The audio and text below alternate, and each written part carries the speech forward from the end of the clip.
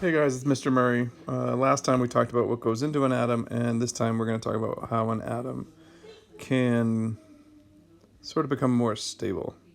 So, our first atom here we're going to deal with, I guess we'll use oxygen. So, we know it has 8 protons in here,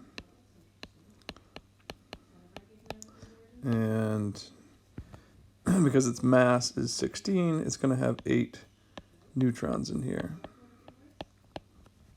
Alright, now all that really doesn't matter. We're going to come down here a little bit. None of that really matters with regards to what oxygen is doing. That's the same nucleus down here. Oop. I don't know what just happened. Let's see if this gets rid of it. Okay. Apparently we changed the color paper or something. Okay. So here we go. So here's our oxygen atom. Here we go. Sorry, guys. So here is our oxygen atom again. Now, what really matters is that around the outside of that atom, there are 2 energy levels. And on those 2 energy levels, we'll find electrons. There's more on this in chemistry next year.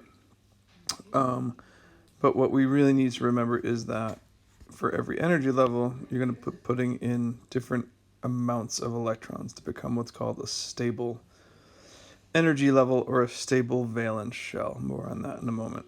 So the first shell is going to have 2 electrons in it. Once it has 2 electrons, it's going to be a full shell.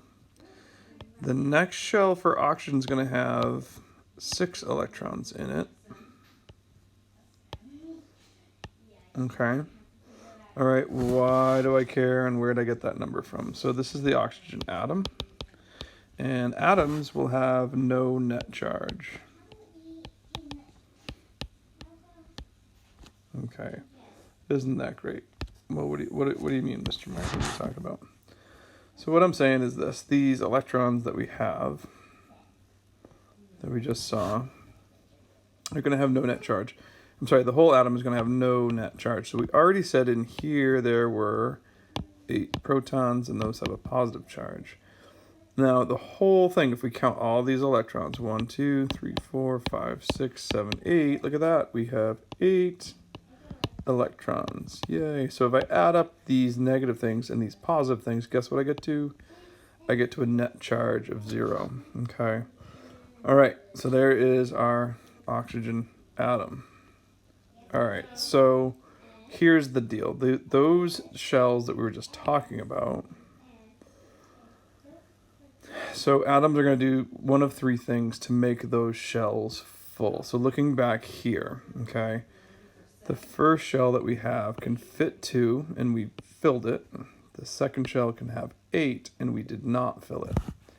The third shell, the third shell can also have 8. Of course, we're not even at the third shell right now, but let's take a look back here. So atoms are going to do something to deal with this outer shell because it's like a source of instability. And so atoms are going to either gain, lose, or share electrons to fill that outer shell. Okay. So we're going to stay in this gain or lose thing for this video. And let's just take a look. We'll draw our model again down here. Here is our oxygen nucleus. Here's our first shell with 2 electrons. Now this shell I'm going to basically ignore because it is not my outer shell. This next shell I start to care about. 1, 2, 3, 4, 5, and 6. And you may say to yourself, well, what could we do here? We could do one of 2 things. Because we're in the land of gaining and losing, what would be the easiest thing to do? So if we were going to gain, we would have to gain a new one here and a new one here. Okay. Now that's going to do something for it. If we were to lose, we'd have to lose 1, 2,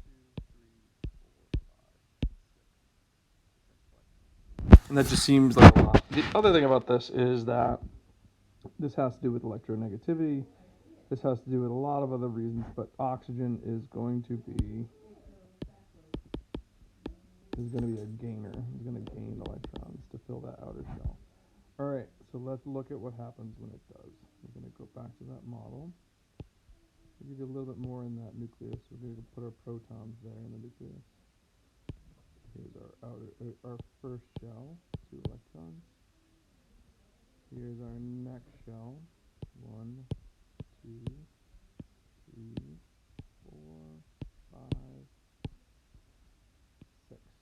6 electrons, so 8 protons with a positive and 8 electrons with a negative give us our atom. All right, so what's going to happen is that oxygen's going to gain 2. Here's 1. Here's the other one. You might ask, well, where'd they come from? Well, that's sort of a story for somewhere else. But what does happen when it gains them is that oxygen is no longer an atom. Okay, so this is not an atom anymore. So we say that this becomes the oxygen ion. Okay, so to represent that, we don't just write O like we would before. We're going to write O minus 2. There's our oxygen atom. All right. So here's our next one, just for giggles. Let's do sodium. Sodium has an atomic number of 11, so we're going to give it 11 protons in its nucleus. All right. In its atom, it's going to have 1, 2 in its first shell. Sorry, that first shell is a little bit wild and crazy. Okay. Here's our second shell, 1, 2, 3, 4, 5, 6, 7, 8. You can hear my dog Lulu in the background. And now here is our third shell. So we've gotten 2, we've gotten 8, and that gives us a total of 10 electrons.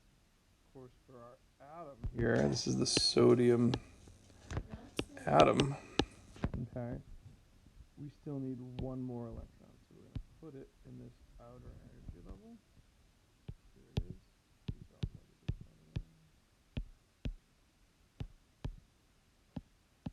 Okay. And that gives us our whopping